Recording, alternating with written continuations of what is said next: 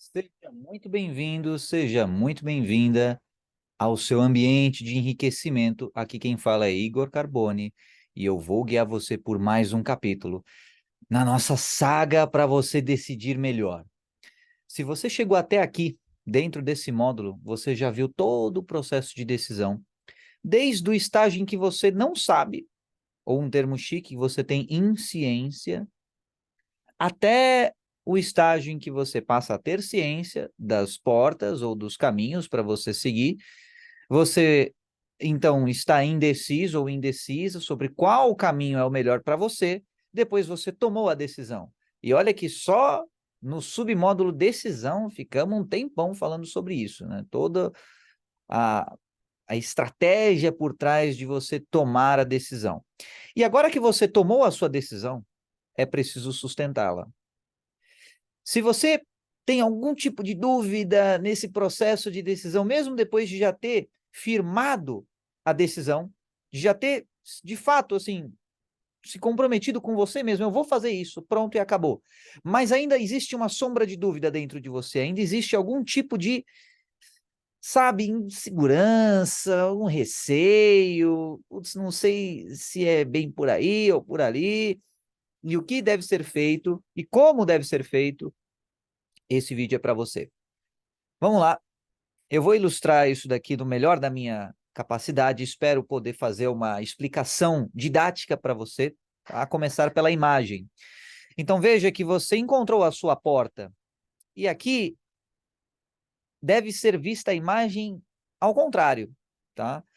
Não é uma imagem que está se destruindo, mas se construindo, à medida que você avança na porta. Então, você começa, por exemplo, aqui onde está o mouse, e à medida que você vai caminhando, o cenário vai se construindo. Então, vamos supor, aqui, depois que você tomou a decisão, é a porta que se abriu. Estando aqui, do lado dessa outra construção aqui, você não consegue ver o que tem lá no fundo do corredor. Você só vê nuvens. E à medida que você vai se aproximando daqui, isso vai sendo construído. E se você projetar essa estrada aqui para trás, você entende que, da mesma forma que essas construções estão aqui, elas não estavam antes. Isso que está aqui é como isso daqui, só que numa perspectiva mais para trás. E essa porta é uma decisão que foi feita, e a porta abriu, a decisão foi tomada. Outras portas estão aqui atrás, que foram abertas. Assim é o labirinto da vida. É um labirinto diferente, em que você não vê o caminho à sua frente. E é por isso que se fala em você andar em fé e confiança. É quando o caminho ele vai sendo feito à medida que você anda. E esse processo ele só acontece quando você está em movimento. Primeiro ponto fundamental. O processo só acontece quando você está em movimento. O chão só se faz diante dos seus pés à medida que você anda. O cenário só se constrói. O pavimento só é feito na estrada à medida que você anda. E esse andar significa você fazer coisas na direção do teu objetivo, mesmo sem ter certeza de como as coisas vão acontecer.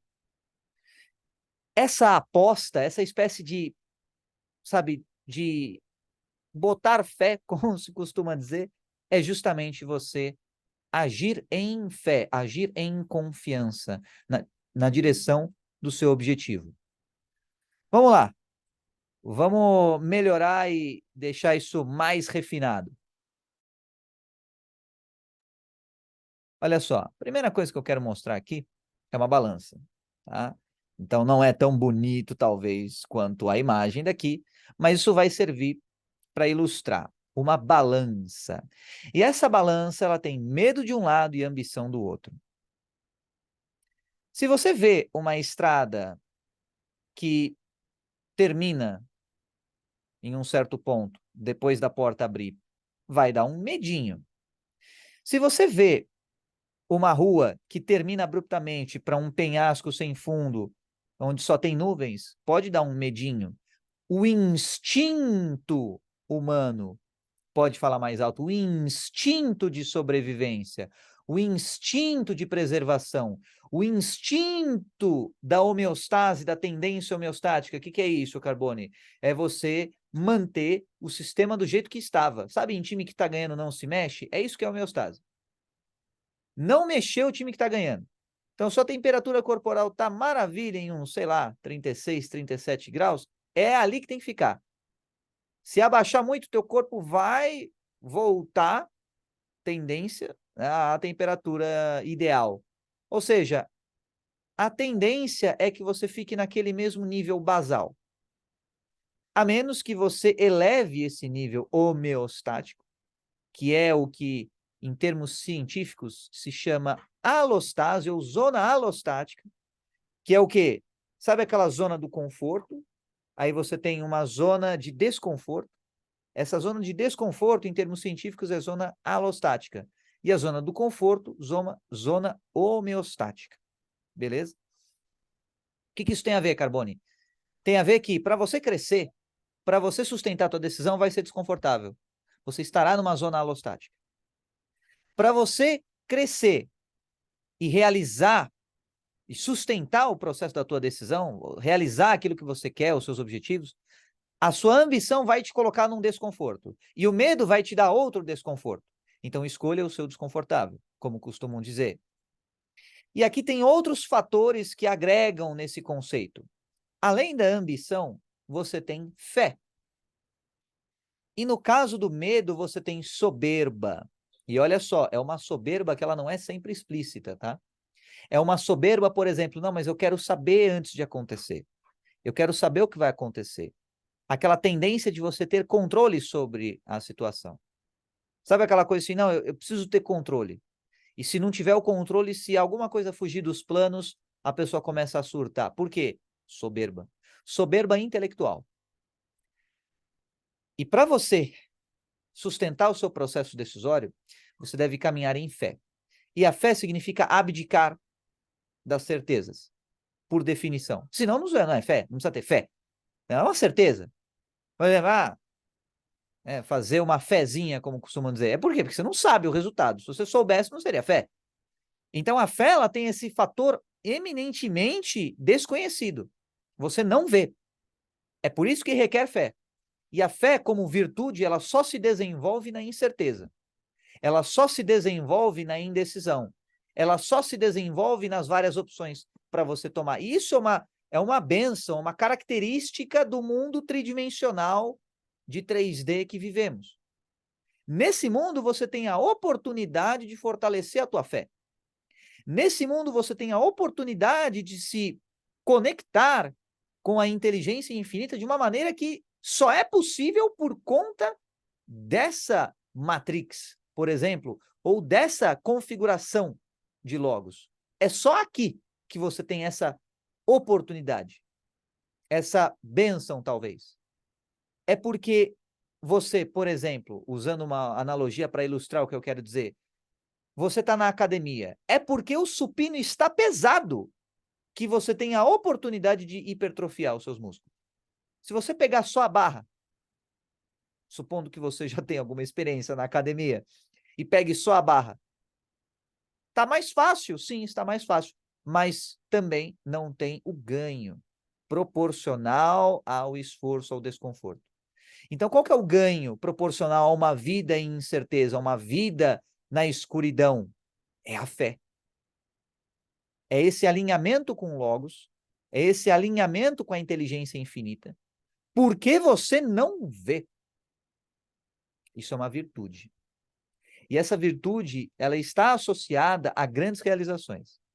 Porque, por definição, por melhor que você seja, você é uma pessoa.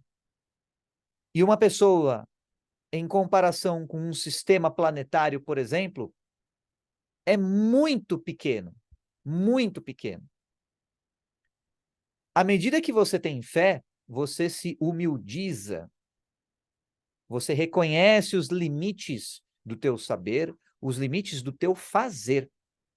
Lembra lá no módulo fé, ou melhor, no módulo fé e confiança, no capítulo onde eu explico um pouquinho mais sobre isso.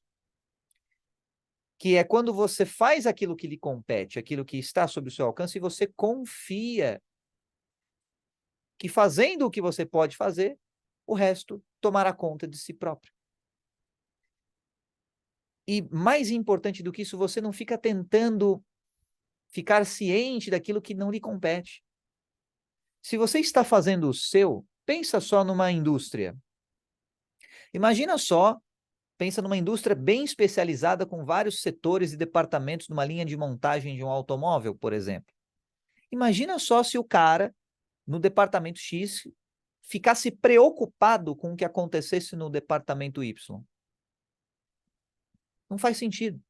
O cara é especialista e à medida que na sociedade mais modernizada você vai tendo uma especialização maior do trabalho, e quando você faz parte de uma estrutura orgânica, como uma empresa, por exemplo, grande ou pequena, você tem as suas funções. Ah, Carbone, mas eu sou empreendedor. Calma. Então, vai chegar lá, tá? Você tem a questão de vendas e tudo mais. Foca em vender, vendas e gestão, aí como empreendedor já está de bom tamanho. Foca nessas duas coisas. Depois você vai aperfeiçoando e vai chegar uma hora que você vai contratar alguém para cuidar de alguma coisa e você vai focar em outras. Então, é o início da especialização. Veja que essa especialização ela não é só uma coisa humana. As próprias células do teu corpo, à medida que se especializam, elas se dividem. Então, essa aparente separação, ela implica no quê? Numa especialização. Quando você sabe tudo, geralmente aquele ensino médio, sabe tudo de forma superficial, para você ser especialista numa coisa, tu precisa estudar muito e praticar mais ainda. Então, imagina se esse livro não tivesse sido escrito, esse curso não existiria. E esse livro só foi escrito porque várias pessoas dedicaram as suas vidas inteiras para compilar esse conhecimento, esse saber. Napoleão Hill passou a vida inteira dele, praticamente, a vida adulta inteira, dedicado a estudar a ciência do sucesso. E é por causa dele que esse curso existe. E de igual modo e de igual forma, várias coisas que... É aquela frase do Isaac Newton, resumidamente. Só estou onde estou porque estou apoiado nos ombros de gigantes. Basicamente é isso. Ou seja, você pega o que já fizeram e dá uma melhorada. Então veja que o que já fizeram e deu certo, vai por esse caminho. Aí o que já fizeram e deu errado, não vá por aquele caminho. Simples assim. Então, Napoleão Hill, no livro dele, Quem Pensa Enriquece, ele fez exatamente isso. Ele compilou o que dá certo e o que não dá certo. Então, é só você incorporar o que dá certo. E aqui, para exemplificar melhor essa dialética, essa conversa de soberba e fé e ambição e tudo mais, quando você tem soberba, você quer ficar a par das coisas, de tudo, a todo tempo. E quando você não está a par da situação, fica ansioso. Olha só qual é o foco. À medida que você está nesse lado aqui, ó, o foco é eu, propósito eu, objetivo maior eu, me. E não é uma coincidência que mi significa em inglês eu. Então, é muito mimimi nessa parte aqui. E não, talvez o mimimi que você esteja acostumado a ouvir, mas é um mimimi incessante, ou seja, um narcisismo que é ridículo em seu cúmulo de existência. É apenas o indivíduo. E à medida que o indivíduo só foca nele mesmo, nos prazeres dele mesmo, na vida dele mesmo e tudo dele mesmo, ele vai ficando cada vez mais amedrontado. É por isso que, para você ir na contramão disso, você precisa pensar nos outros. E é exatamente isso que está aqui no outro lado. O foco, os outros. O propósito, os outros. O objetivo maior, os outros também. Ao invés apenas de eu. E aqui, qual que é a balança que regula, os princípios que regulam a existência, que regulam a ação, que regulam a decisão, as portas e todas as outras configurações dentro de um planeta, de um universo. Logos, princípios milenares. E você tem princípios milenares que já foram documentados ao longo dos milênios. Princípios milenares daquilo que dá certo e daquilo que não dá certo. Isso que eu estou falando aqui, você pode ver na Bíblia, por exemplo. Tem muitas coisas na Bíblia que sintetizam o que está sendo expandido aqui. E você, independentemente se acredita ou não no que a Bíblia diz, antes de acreditar, examine, teste, veja se faz sentido para você. E aí depois você tira suas conclusões. Mas saiba que lá tem os princípios milenares. E quando você age com base na soberba, no medo, e tendo o objetivo você mesmo, a tendência é você ficar naquele buraco sem fundo. E a sua decisão ficar travada. Então, à medida que você vai para cá, para a zona vermelha, a sua decisão para, que nem num semáforo. Veio para o vermelho, parou. Veio para o verde, caminhou. Dá para você sair do vermelho e ir para o verde. Dá para você sair do verde e ir para o vermelho. A diferença será o que você entende dentro da sua mente e como você age conforme isso. Olha só, conforme você sai do vermelho e vai para o verde, você passa a dizer muitos não para várias coisas e quase nenhum sim. Por quê? Você diz sim apenas para aquilo que tem a ver com o teu propósito, aquilo que tem a ver com o teu foco, aquilo que tem a ver com o teu objetivo maior. É muitos nãos para pouquíssimos sims. O que acontece quando você começa a afrouxar a rédea e dizer muitos sims? Você passa a dizer muitos sims para os estímulos. Você passa a dizer muitos sims para todas as fontes de distrações. E aí, lembra o entretenimento, o locus cognitivo interno e externo e toda aquela coisa? Então, quando você diz muitos sims, você passa a se entreter com mais facilidade.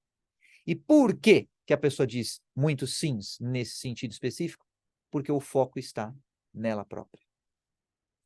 Para você, então, mudar esse foco, é preciso fortalecer a sua ambição. Lembre-se, ambição pequena é convite para a soberba, convite para o medo, convite para o egoísmo. Ao contrário do que você pode ter pensado alguma vez na vida, o egoísta supremo, ele não é um cara fora do normal, não, pelo contrário. O egoísmo é o prêmio de consolação, entre muitas aspas, para quem não tem ambição, ou para gente de ambição pequena. Se você não pode ter tudo, então tudo que lhe resta é apenas o teu mundinho, a tua bolha. Se você não pode se integrar com absolutamente tudo o que existe, com esse alinhamento de ambição, então só lhe resta o sufocamento e o esgotamento. Através do medo, através da falta de disciplina, da falta de foco e por aí vai. Então, mentes apequenadas se tornam egoístas, mentes engrandecidas se tornam altruístas. Mentes apequenadas se tornam egoístas e mentes engrandecidas se tornam altruístas. Isso é muito forte. Eu vou até escrever essa aqui porque essa é muito boa. Mentes apequenadas se tornam egoístas e mentes engrandecidas se tornam altruístas.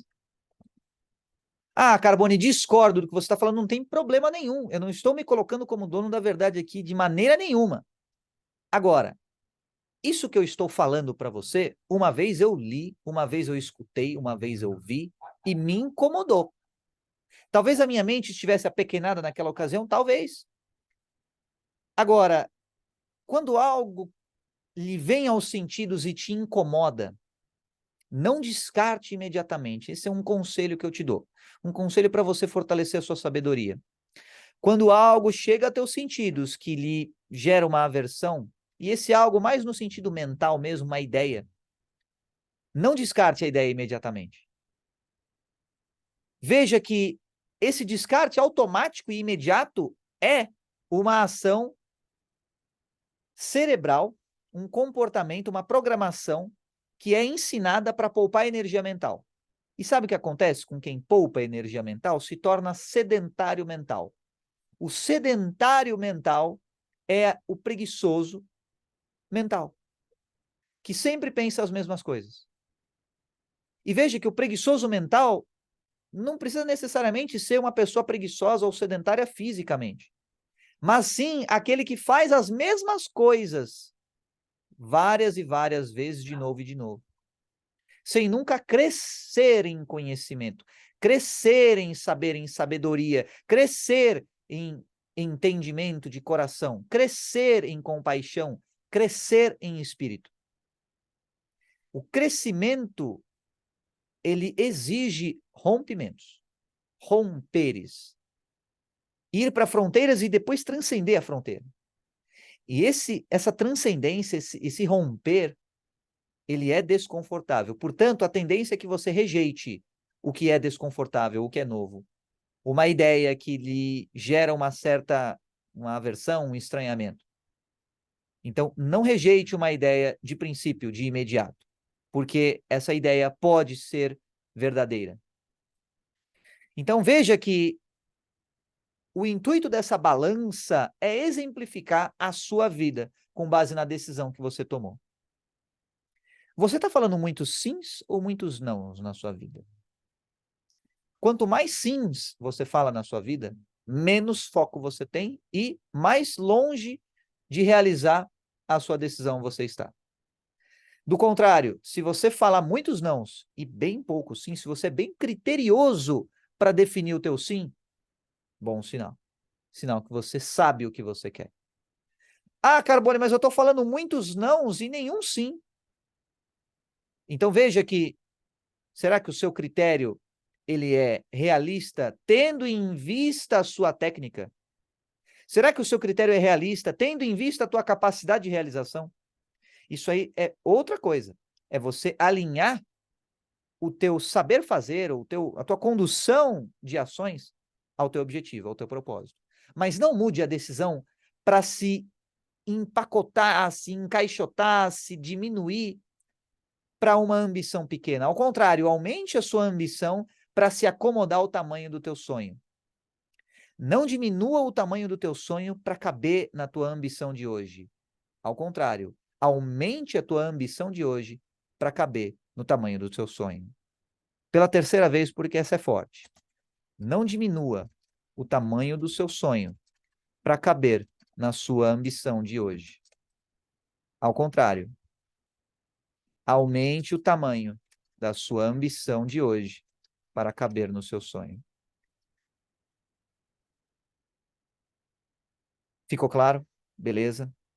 Então, Carbone, alguma única coisa assim desse vídeo que eu quero tirar e colocar em prática? Você falou um monte de coisa, uma única coisa. A quantidade de sims e nãos que você fala na sua vida. Fale muitos nãos e bem poucos sims. E saiba que toda a tua potência de ser, toda a magnanimidade que existe no escolher e no bem escolher, será aplicada naqueles poucos sims que você fizer.